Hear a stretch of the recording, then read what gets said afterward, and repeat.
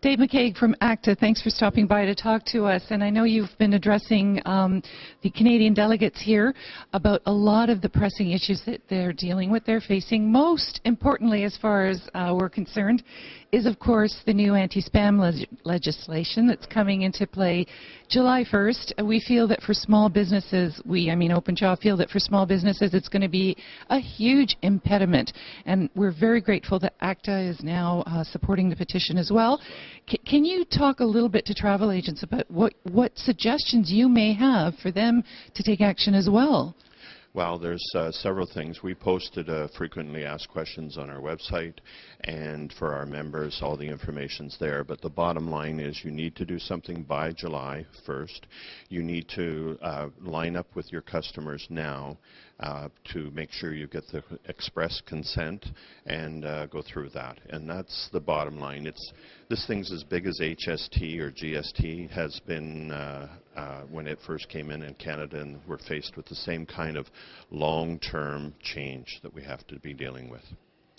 I know Suzanne was speaking to one of the federal representatives about this, and they didn't seem to even understand that it will be an impediment for small businesses all across the country, and certainly retailers are all pretty much small businesses. Well, that's the whole point, and it wasn't designed to hurt small businesses. It wasn't supposed to be about that, and in the end the legislation is, and that's why we're supporting OpenJaw. ACTA is supporting OpenJaw for their petition to look at this and decide and re-examine it, because as you know, with HST, when it came in, there had to be all kinds of changes made on the provincial levels. Okay, now let's talk about the IATA resolution that you were mentioning.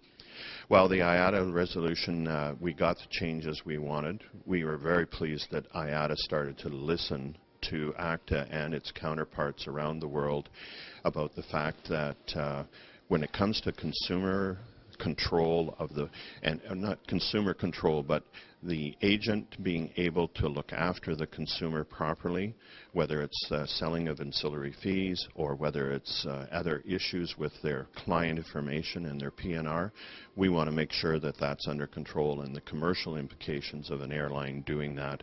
So that's why we're very closely connected with the Competition Bureau in Canada on this to make sure that consumers are protected with their information. Last thing I want to ask you about is the action plan that was announced at last year's AGM. You've been rolling it out. Right. Give me a little update. Well, without a travel agent, you're on your own, and we're very pleased that we were able to get that from ACTA, who owns that particular phrase. Our working toolkit that we have for our members has been phenomenal. It's going all across Canada, where they're actually taking that phrase and the information that we're providing to them to their clients to make sure they understand the value of a travel agent. Yes, indeed, the value of a travel agent. That's the bottom line. Thanks very much for your time, David. Good talking to you, Nina.